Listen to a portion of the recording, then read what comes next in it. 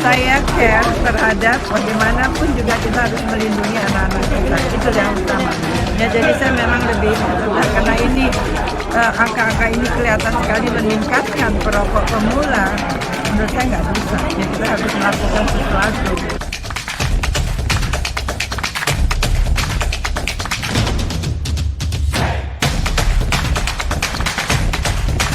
Keadilan dalam mekanisme pasarnya. Larang iklan rokok semuanya, jadi semuanya dalam skema yang sama. Tadi udah disebut Rusia sekian persen, ini sekian persen. Ada negara-negara lain juga. Baik, terima kasih Pak Saleh Daulay, anggota Komisi 9 DPR RI, Pak Heri Haryansyah, Direktur Rumah Kajian dan Advokasi Kerakyatan Indonesia.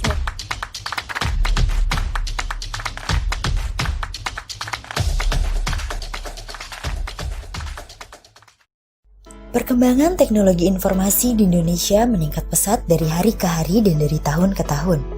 Sejalan dengan semakin banyaknya masyarakat yang paham dan aktif dalam menggunakan internet, hal ini juga dipengaruhi oleh berbagai macam faktor. Di antaranya adalah perkembangan ponsel pintar yang memunculkan berbagai macam media sosial dan e-commerce. Lembaga riset digital marketing eMarketer memperkirakan pada tahun 2020, jumlah pengguna aktif smartphone di Indonesia lebih dari 150 juta orang. Dengan jumlah sebesar itu, Indonesia akan menjadi negara dengan pengguna aktif smartphone terbesar keempat di dunia setelah Cina, India, dan Amerika. Data ini menunjukkan bahwa dari total penduduk Indonesia yang mencapai 272,1 juta jiwa, tapi didapat jumlah pengguna ponsel pintar dan tablet mencapai 338,2 juta. Artinya, peredaran ponsel pintar dan tablet lebih banyak dari jumlah penduduk di seluruh Indonesia. Hal ini dapat dimaklumi dapat terjadi jika satu orang Indonesia ternyata memiliki 2 atau lebih gawai atau gadget. Beralih ke pengguna internet, data menunjukkan ada sebanyak 175,4 juta pengguna internet aktif. Ini berarti 64% dari total jumlah penduduk Indonesia sudah menggunakan internet. Demikian pula dengan media sosial. Rata-rata 59% lebih penduduk Indonesia aktif menggunakan media sosial. Perkembangan dunia digital di Indonesia sangat menjanjikan dari sisi pengguna internet, pengguna media sosial, bahkan pengguna ponsel-ponsel pintar. Ini tentunya menawarkan peluang-peluang usaha serta kemana arah tujuan bisnis ke depan. Sehingga banyak perusahaan yang kemudian membidik peluang ini mengembangkan bisnisnya. Seperti yang dilakukan perusahaan rokok di Indonesia dengan menampilkan asosiasi dan citra dalam produk utama dari iklan mereka. Karena ukuran utama keberhasilan sebuah iklan bukanlah dari tingkat penjualan produk, melainkan pengenalan citra dari sebuah brand.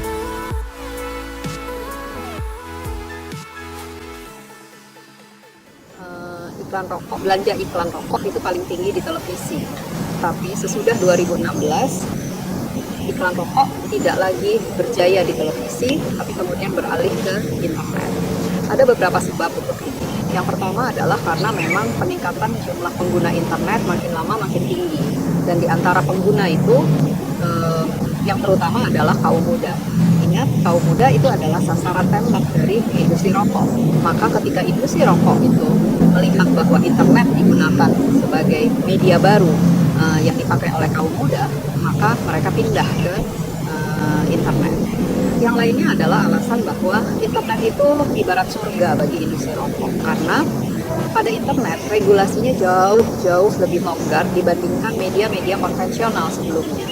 Kalau pada media-media yang lama, di media cetak, media televisi, media radio, atau media luar ruang misalnya, ada batasan-batasan tertentu mengenai iklan rokok, tapi kalau di internet ada sih batasannya, ada aturannya, tapi implementasinya itu tidak berjalan baik.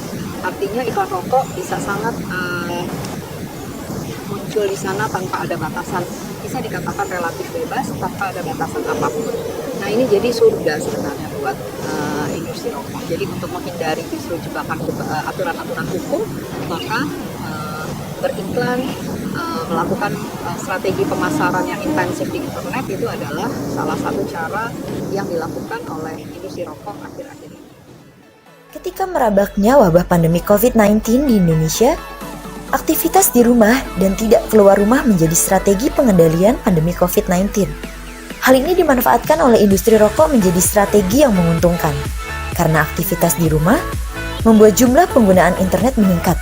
Industri rokok pun memanfaatkan situasi dengan meningkatkan intensitas iklan dan produksi rokok melalui media internet. Hal ini sejalan dengan hasil pemantauan Raya Indonesia yang mencatat peningkatan jumlah iklan rokok di internet dalam masa pandemi COVID-19. Data hasil monitoring iklan rokok di internet periode Desember 2019 sampai Mei 2020. Pemantauan Raya Indonesia pada 50 website selama bulan Desember 2019 sampai dengan Mei 2020 menemukan 228 iklan rokok. Sebanyak 70,2% dari iklan tersebut ditemukan di portal berita umum. Kemudian untuk jumlah iklan rokok yang ditemukan secara umum mengalami tren peningkatan setiap bulan dengan jumlah tertinggi pada bulan April sebanyak 58 iklan. Yang dilakukan juga oleh industri rokok ketika melakukan upaya-upaya di internet, upaya pemasaran di internet yang jauh lebih banyak dilakukan sebenarnya adalah melakukan teknik advertising yang tidak langsung, yaitu melalui sponsorship. Mereka banyak sekali melakukan upaya-upaya mensponsori kegiatan dan itu ditampilkan di internet dan itu terasa pas dengan karakter kaum muda. Jadi kalau kita lihat ada banyak situs industri rokok itu hampir nggak pernah secara keras menampilkan iklan rokok, nggak ada itu. Tapi mereka secara halus mengangkat konten yang sangat sesuai dengan kaum muda, yang membuat si kaum muda dan mereka mensponsori kegiatan-kegiatan kaum muda, dan itu adalah kegiatan-kegiatan yang memang dekat dengan kaum muda seperti misalnya musik, film, motor, mobil, otomotif, terus kemudian hobi, dan itu hobinya bisa apapun. Melalui iklan dan promosi, industri rokok membangun citra dan asosiasi dari sebuah merek rokok. Setiap brand rokok melalui iklan dan promosi membangun citra masing-masing yang disesuaikan dengan target pasarnya. Dalam masuk branding, industri rokok kerap menggunakan narasi tentang jati diri individu, kebersamaan, sosial, dan budaya.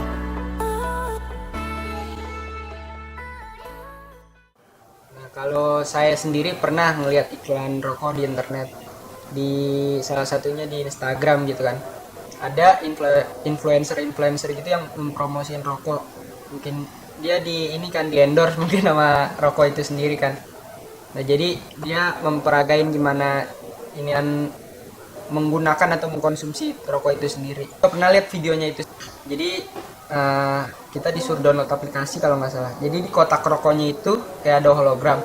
Nah ini handphone kita, kameranya diarahin ke hologramnya itu, dan nanti di HP kita keluar gitu gambar-gambar hewan, nggak tahu itu harimau atau monyet, nggak tahu itu. Pokoknya kalau misalnya kita kayak nge-scan gitu, dia bakal keluar 3D gitu hewan-hewan di kotak rokoknya itu. Kalau misalnya itu kan dia keren sih, dari kotak gitu kita scan ke HP itu keluar gambar, itu menurut saya sih keren. Saya ikut lomba gitu, lomba nasional. Jadi di eventnya itu ada sponsornya itu rokok. Jadi berbanding terbalik gitu. Kita yang olahraga harusnya menghirup udara segar, malah sponsornya rokok gitu. Iya. Jadi nggak make sense gitu. Pengaruh rokok terhadap para atlet itu sangat besar. Jadi misalnya kita keseringan rokok kan, jadi mungkin karena rokok kita latihannya jadi cepet capek atau nggak maksimal karena rokok itu sendiri kan pasti ngerokok itu kan menyebabkan kecanduan kan. Jadi kalau misalnya kita udah yang atlet-atlet yang udah terlalu sering rokok pasti bakalan susah ngilangin, jadi latihan kita mungkin bisa jadi menurun gitu. Sebagian besar perokok mulai merokok dari usia anak dan remaja. Ketika masih dalam masa pencarian jati diri, pada usia-usia ini, pilihan untuk merokok pun seringkali tidak dilandasi oleh alasan yang rasional serta pengetahuan soal kesehatan yang cukup. Sehingga iklan dan produksi rokok menjadi landasan identitas diri dan merokok pun menjadi manifestasi jati diri tersebut. Dengan materi iklan dan promosi rokok yang menarik dan mudah diakses oleh anak dan remaja, maka hal ini menjadi salah satu faktor penyebab peningkatan prevalensi perokok anak dan remaja. Iklan rokok di internet semakin masif dan tidak terkendali. Siapa saja bisa melihat iklan rokok, baik itu orang dewasa, anak muda, remaja, ataupun anak-anak. Ketika mengakses internet, baik itu untuk platform apapun, semua dapat terpapar iklan rokok, dan itu sudah pasti juga. Iklan rokok di internet itu bervariasi bentuknya. Ada yang langsung menawarkan atau menampilkan produknya, langsung penjualan. Ada juga yang iklan rokoknya terselubung, bisa melalui beasiswa ataupun lomba. Iklan rokok ini juga masif ditemukan pada situs berita daring.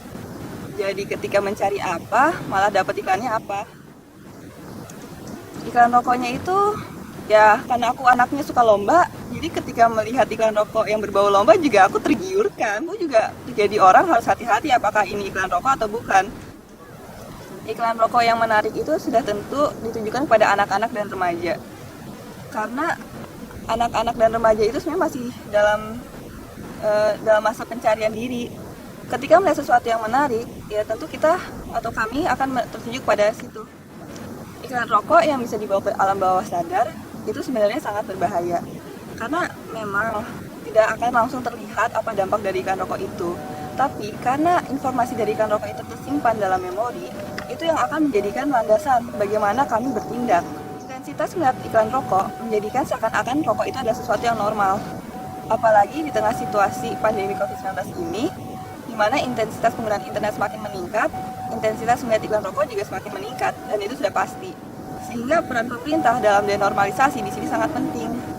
Iklan rokok harus dilarang total.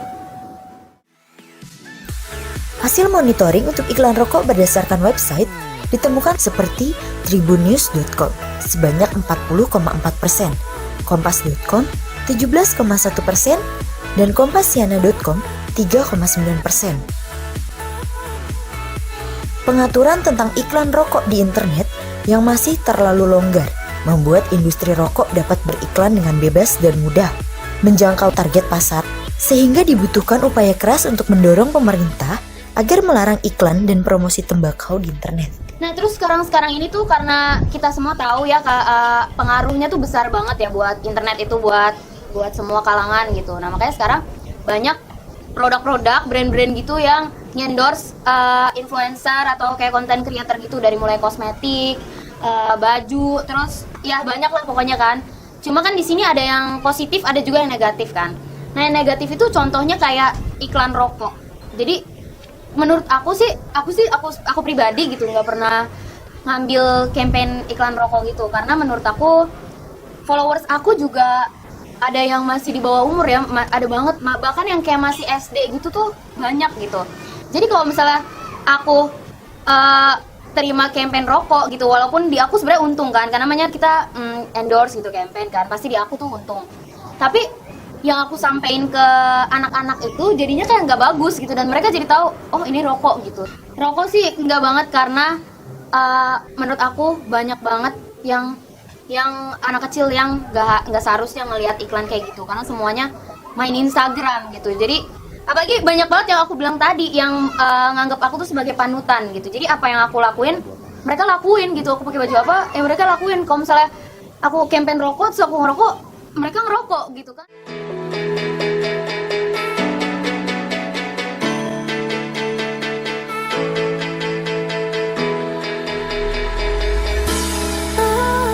Kalau di Korea, iklan rokok itu dilarang dari pemerintah. Jadi nggak bisa lihat iklan rokok di TV atau internet juga, di Instagram juga. Dan kalau mau beli rokok di Korea harus punya KTP. Jadi sertifikasi umurnya. Tapi di Indonesia sekarang nggak itu ya. Dan rokok Korea biasanya semuanya lebih dari 60.000. Jadi orang-orang susah mendekati rokok karena harus ada KTP, harga juga mahal, dan nggak ada iklan juga. Tapi kalau di sini nggak usah kasih KTP, harganya murah dan banyak iklan, dan di dalam iklan biasa mencerita tentang rokok itu baik kan, seperti itu keren gitu. Rokok itu kan produk yang sebenarnya tidak normal. Kenapa? Karena dia produk adiktif, produk yang tidak sehat. Tapi dengan tampil di media, dengan berbagai cara strategi komunikasi yang digunakan, maka rokok ini menjadi sesuatu yang tampak normal. Jadi strategi komunikasi dipakai justru untuk menormalisasi rokok. Sehingga yang muncul adalah bahwa rokok ini adalah produk yang baik-baik saja. Bahkan untuk anak-anak muda itu dianggap berjasa karena rokok itu memberikan mereka, memungkinkan mereka untuk bisa menjalankan aktivitas-aktivitas tertentu yang disponsori oleh perusahaan rokok. Dengan ini maka terjalinlah hubungan baik dengan rokok, dan kalau memang ini terjadi maka yang muncul adalah image yang baik di mata anak muda mengenai rokok. Dan ketika image baik ini muncul, maka itu tinggal selangkah lagi untuk anak muda mengkonsumsi rokok. Dan ketika anak muda sudah terjerat mengkonsumsi rokok, maka bisa jadi mereka akan menjadi pengguna yang loyal dalam waktu yang panjang.